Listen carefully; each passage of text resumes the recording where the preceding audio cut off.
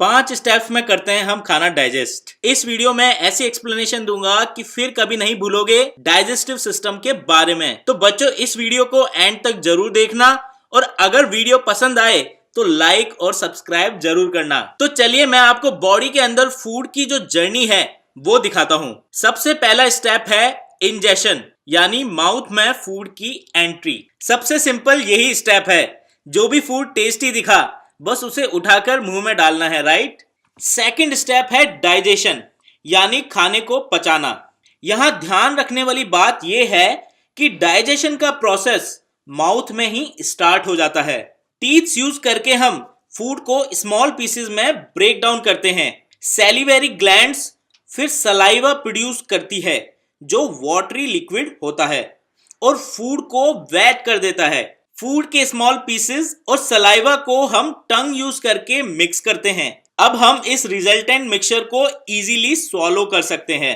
Saliva में enzymes होते हैं जो फूड में प्रेजेंट स्टार्च या कार्बोहाइड्रेट को शुगर फॉर्म में कन्वर्ट कर देते हैं। स्वॉलो करने के बाद फूड पाइप में चला जाता है। इस फूड पाइप को एसोफेगस कहते हैं। एसोफेगस फूड को स्टोमक तक लेकर जाता है जहां फूड करीब 3-4 घंटे तक रहता है और डाइजेस्ट होता है। स्टोमक की वॉल्स पर जो ग्लैंड्स होते हैं वो गैस्ट्रिक जूस प्रोड्यूस करते हैं। इस जूस में 3 सब्सटेंस होते हैं, hydrochloric acid, pepsin enzyme and mucus. यहां मेन काम पेप्सिन एंजाइम का होता है जो फूड में प्रेजेंट प्रोटीन को डाइजेस्ट करके स्मॉलर मॉलिक्यूल्स में कन्वर्ट करता है।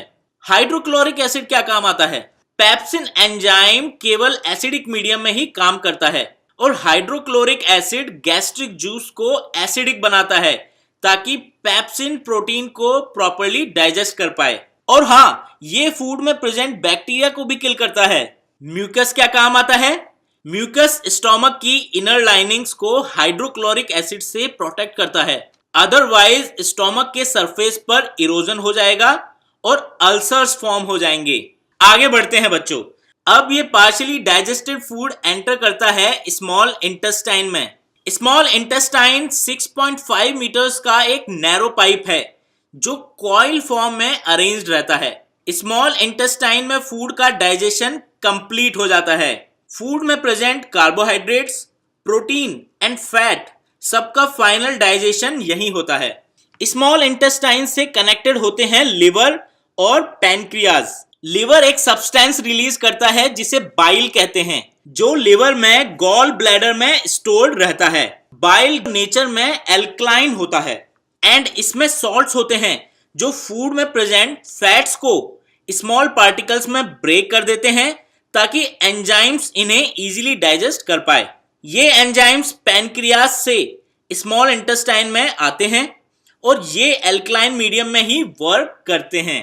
पैनक्रियाज से स्मॉल इंटेस्टाइन में पैनक्रियाटिक जूस एंटर करता है जिसमें 3 एंजाइम्स होते हैं, amylase, trypsin and lipase. Amylase starch या कार्बोहाइड्रेट को ब्रेक डाउन करता है, ट्रिप्सिन प्रोटीन को करता है और लिपेस फैट्स को ब्रेक डाउन करता है जो कॉम्प्लेक्स कार्बोहाइड्रेट्स को ग्लूकोज में कन्वर्ट करते हैं, प्रोटीन को एमिनो एसिड्स में कन्वर्ट करते हैं और फैट्स को फैटी एसिड्स और ग्लाइसरोल में कन्वर्ट करते हैं। अब डाइजेशन फाइनली कंप्लीट हो गया और बॉडी ने लार्ज इनसॉल्युबल फूड को कन्वर्ट कर दिया है स्मॉल वाटर सॉल्युबल मॉलिक्यूल्स में। ये सारा इतना लंबा प्रोसेस क्यों होता है हमारी बॉडी में? ताकि फाइनल प्रोडक्ट्स यानी glucose, amino acids and glycerol और फैटी एसिड्स ब्लड के थ्रू बॉडी के डिफरेंट पार्ट्स तक ले जाए जा सके, जहां ये सेल्स में स्टोर होते हैं और energy, growth and body repair के काम आते हैं। ब्लड में ये प्रोडक्ट्स 3rd स्टेप में मिक्स होते हैं। इस स्टेप को एब्जॉर्प्शन कहते हैं। स्मॉल इंटेस्टाइन की सरफेस पर millions of tiny finger shape projections होते हैं जिन्हें विली कहते हैं। इन विलीज से ब्लड वेसल्स कनेक्टेड होती हैं। विली फूड को एब्जॉर्ब करते हैं और ब्लड वेसल्स तक पहुंचाते हैं। 4th स्टेप है एसिमिलेशन। इस स्टेप में blood digested and dissolved food molecules को यानी glucose, amino acids and glycerols को बॉडी सेल्स तक लेकर जाता है। इन मॉलिक्यूल्स की कुछ क्वांटिटी तो cell immediately energy and repair के लिए यूज में ले लेते हैं। जो फूड मॉलिक्यूल्स एक्सेस बच जाते हैं वो लिवर में ग्लाइकोजन की फॉर्म में जाकर स्टोर हो जाते हैं और जब जब बॉडी को नीड होती है ये ग्लाइकोजन बॉडी सेल्स को एनर्जी देता है। लास्ट स्टेप 5 है इजेशन। जो फूड बॉडी स्मॉल इंटेस्टाइन में डाइजेस्ट नहीं कर पाती वो लार्ज इंटेस्टाइन में चला जाता है। यहाँ रिमेनिंग फूड का पूरा वाटर विलीज की हेल्प से लार्ज इंटेस्टाइन एब्जॉर्ब कर लेती है और फाइनली ये सॉलिड फूड रेक्टम में जाकर स्टोर हो जाता है।